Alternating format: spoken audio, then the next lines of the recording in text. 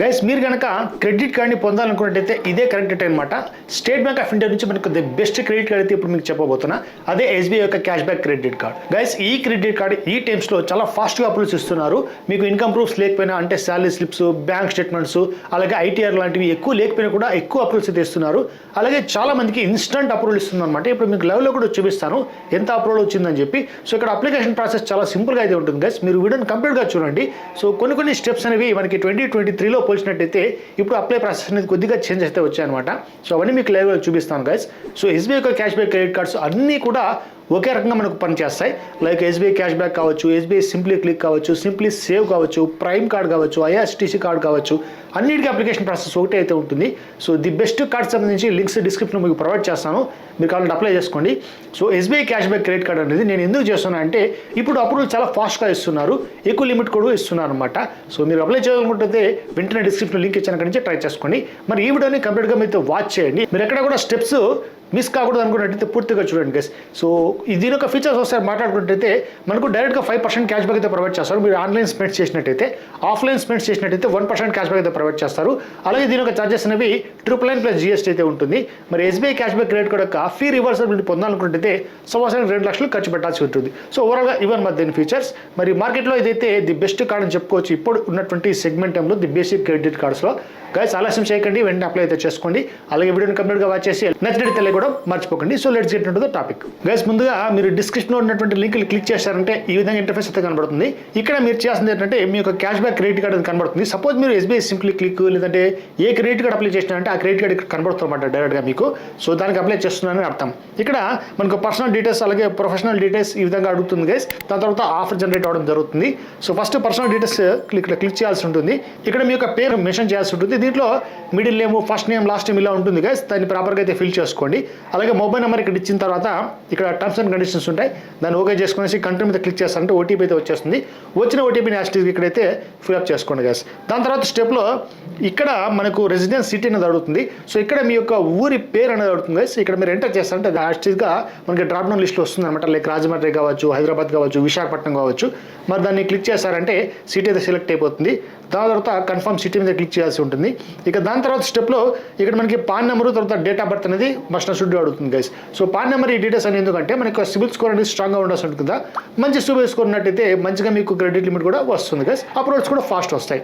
దాని తర్వాత మనం కన్ఫర్మ్ మీద క్లిక్ చేస్తామంటే ఇక్కడ మీ యొక్క ఈమెయిల్ ఐడి అడుగుతుంది. లైక్ మీ యొక్క మదర్ పేరు కావచ్చు, దాని తర్వాత మీ యొక్క పర్సనల్ ఈమెయిల్ ఐడి కావచ్చు, అలాగే రెఫరల్ కోడ్ ఆప్షన్ అనమాట. సో దాన్ని అలాగే విడిచిపెట్టండి. మనం డిస్క్రిప్షన్లో లింక్ ద్వారా క్లిక్ చేశారంటే నా రెఫరల్ కోడ్ ఆటోమేటిక్గా అప్లై అయితే అయిపోతుంది.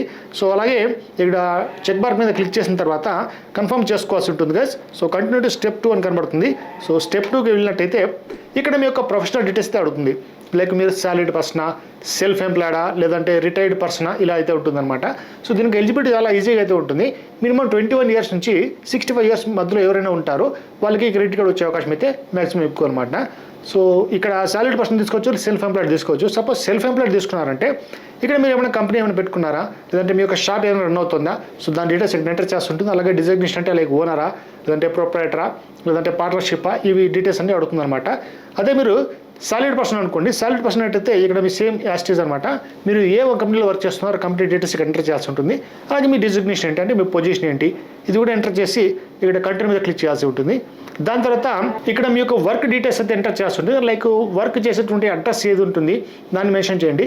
సపోజ్ మీరు బిజినెస్ పర్సన్ అంటే మీరు ఏదైనా షాప్ పెట్టుకున్నారా, లేదంటే మీ బిజినెస్ ఏ ఏరియాలో రన్ అవుతుంది దానికి డీటెయిల్స్ యాస్టీస్గా ఇక్కడైతే ఫిల్అప్ చేసుకోండి గైస్.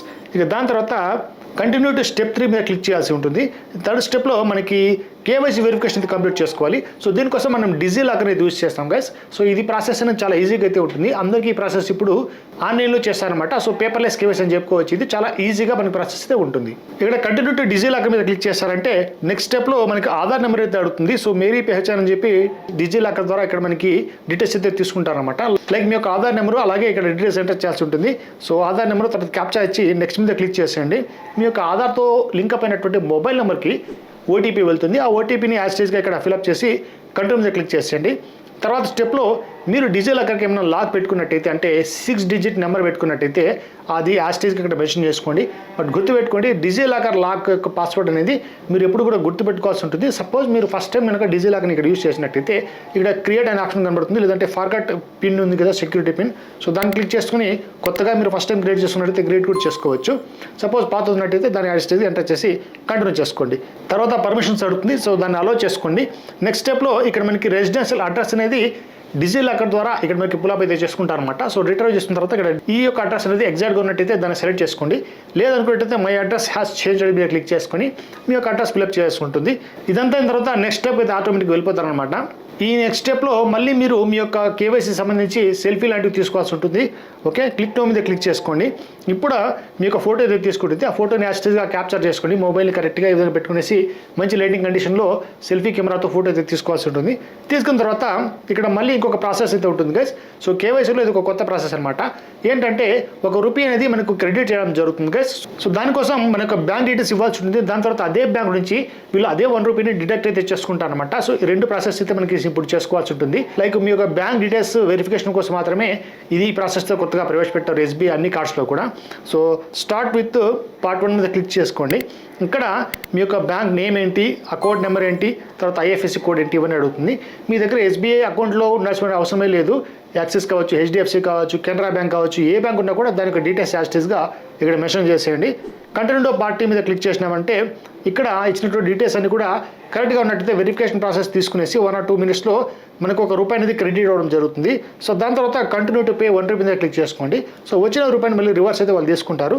దాని తర్వాత ఇక్కడ మనకి నెట్ బ్యాంకింగ్ తర్వాత యూపీఐ 2 ఆప్షన్స్ అయితే కనబడతాయి. నెట్ బ్యాంకింగ్ కావాలనుకుంటే యూజర్ అనే పాస్వర్డ్ మన దగ్గర ఉండాల్సి ఉంటుంది. యూపీఐ అయితే మీ దగ్గర గూగుల్ పే, ఫోన్పే ఉన్నట్టయితే అక్కడ మనకి యూపీఐ ఐడీస్ ఉంటాయి కదా. సో దాంట్లో ఐడి ఎంటర్ చేసుకుని మళ్ళీ మన ₹1 అనేది వాళ్ళకి డిడక్ట్ అవ్వడం జరుగుతుంది. సో ఇక్కడ ఏదో ఒక ప్రాసెస్ అయితే సెలెక్ట్ చేసుకోవచ్చు. లైక్ ఇక్కడ యూపీఐ అయితే తీసుకున్నాం, లైక్ యూపీఐ ప్రాసెస్ కదా, సెకండ్ ప్రాసెస్ తీసుకున్నాం. ఇక్కడ వీపీఐ అనేది ఎంటర్ చేయాల్సి ఉంటుంది. వచ్చిన దాన్ని కరెక్ట్గా మనం వెరిఫై చేసుకునేసి మేక్ పేమెంట్ మీద క్లిక్ చేసుకుని ఆ ₹1 అనేది మనం మళ్ళీ రిటర్న్ అయితే ఇక్కడ సెండ్ చేసుకోవచ్చు. ఇక్కడ ఫోన్పే అయితే యూస్ చేసుకున్నాం కాబట్టి మనకి ఫోన్పే సింబల్ అయితే పడింది గైస్. ఇక్కడ నెక్స్ట్ స్టెప్లో మనకి పేమెంట్ సక్సెస్ఫుల్ అని కనబడుతుంది. సో ఈ విధంగా మీ యొక్క కంప్లీట్ డీటెయిల్స్ అనమాట, కేవైసీ డీటెయిల్స్ కావచ్చు, బ్యాంక్ డీటెయిల్స్ కావచ్చు, సెల్ఫీ కావచ్చు, ఇప్పుడు ప్రాసెస్ అనేది కంప్లీట్ అయిపోయింది. ఇక నెక్స్ట్ స్టెప్లో మీ యొక్క కార్డ్ అనేది అప్రూవ్ అయినట్టయితే ఇన్స్టెంట్గా మీకు క్రెడిట్ లిమిట్ కూడా కనబడుతుంది. ఇక్కడ మీరు చూసుకోవచ్చు submit your application to get your card కనబడుతుంది కదా. So cash back SBI credit card credit limit 70,000 అయితే కనబడుతుంది గైస్. ఇక్కడ ఛార్జెస్ అనేవి 999 ప్లస్ ఛార్జెస్. సో ఈ విధంగా అయితే కనబడుతుంది గైస్. సో ఇన్స్టెంట్గా ఇక్కడైతే వచ్చేస్తుంది. ఇక మీకు దాని తర్వాత మీరు కావాలంటే ఎస్బీఐ కార్డు ఇక్కడ యాక్టివేట్ కూడా చేసుకోవచ్చు వెంటనే. So activate work card usage known కనబడుతుంది. డొమెస్టిక్ ఆన్లైన్ ట్రాన్సాక్షన్స్ అలాగే domestic mobile tap and pay transactions ఈ విధంగా 2 ఆప్షన్స్ కనబడతాయి.